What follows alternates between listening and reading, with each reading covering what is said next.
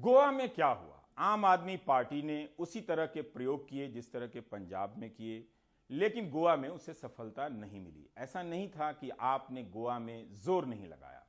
कांग्रेस ने नए नए उम्मीदवारों को टिकट दिया क्योंकि उसके पुराने उम्मीदवार बीजेपी में चले गए थे। कांग्रेस के उम्मीदवार बीजेपी में जाकर जीत गए, जहां बीजेपी सरकार बना रही है। महाराष्ट्र गोमांतक पार्टी और 3 अन्य निर्दलीय विधायकों ने बीजेपी को समर्थन दे दिया है। तो गोवा में भी कांग्रेस की कहानी खत्म होती है।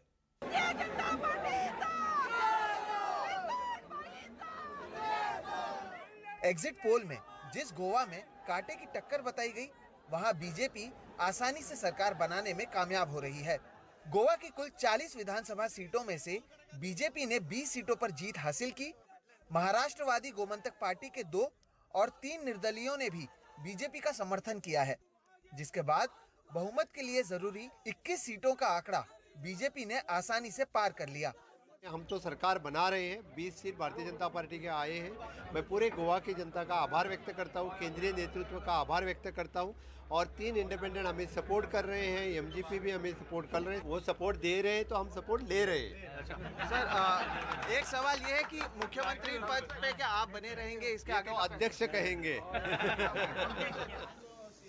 कांग्रेस को विधायकों की खरीद फरोख्त किए जाने का शक था, जिसकी वजह से उसने पहले ही अपने उम्मीदवारों को एक रिजॉर्ट में भेज दिया। गुरुवार के दिन नतीजे आने से पहले भी कांग्रेस को भरोसा था कि उनकी सरकार बन रही है, इसलिए राज्यपाल से शाम का समय भी मांगा था। कांग्रेस को 11 सीटों पर जीत मिली। वो अपनी हार के लिए दूसरी पार्टियों को जिम्मेदार ठहरा रही है। The winning party, the BJP को 33% वोट मिले। बहुत लोगों ने बीजेपी के खिलाफ मतदान किया, लेकिन ये वोट कई पार्टियों में बंट गए, जिसकी वजह से बीजेपी को 20 सीटों पर जीत मिली।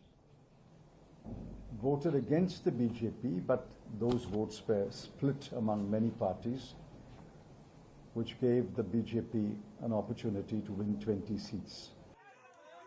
बीजेपी को मिली जीत के बावजूद पणजी से मनोहर पर्रिकर के बेटे उत्पल पर्रिकर के खिलाफ चुनाव जीतने वाले बाबूश मोन्सेराटी ने नाराजगी जताते हुए आरोप लगाया कि बीजेपी के लोगों ने उन्हें वोट नहीं दिया। नहीं, मैं खुश नहीं हूँ क्योंकि मेरी जीत की जो मार्जिन है वो कम हुई। मेरी को ऐसा लगता है श्योर है कि बीजेपी कोर कार्यकर्ता हैज वोटेड अगेंस्ट मी। तो फिर इसे आप किस तरह से देखते हैं, क्योंकि अभी भी आप now the vote is done, no, so I have seen, I will get it up to the party high command. BJP पहले गुरुवार शाम को ही राज्यपाल से मिलकर सरकार बनाने का दावा करने वाली थी। अब वो आंकड़े मजबूत होने पर कुछ दिन बाद सरकार बनाने का दावा करेगी। ऐसा है कि अगर हमारी सीटें कम आती तो दौड़ भाग करके राज्यपाल जी के पास जाने की आवश्यकता थी। अब तो पूरी मेजॉरिटी है, तो हमारा पूरा प्रोसेस हम फॉलो करेंगे। पार्टी का प्रोसेस है, वो करके राज्यपाल जी के पास जाएंगे। बीजेपी ने अब तक गोवा के लिए मुख्यमंत्री चेहरे का ऐलान नहीं किया है। गोवा के मौजूदा मुख्यमंत्री प्रमोद सावंत जहां इसके मुख्य दावेदार हैं, तो वहीं गोवा में और भी कई प्रत्याशी हैं जो मुख्यमंत्री पद मिलने के लिए प्रयास कर रहे हैं। ऐसे में पार्टी की ओर से आखिरी फैसला क्या लिया जाता है, ये देखना अहम होगा। पणजी से कैमरा पर्सन राजेंद्र दयालकर के साथ सोहित मिश्रा, एनडीटीवी इंडिया।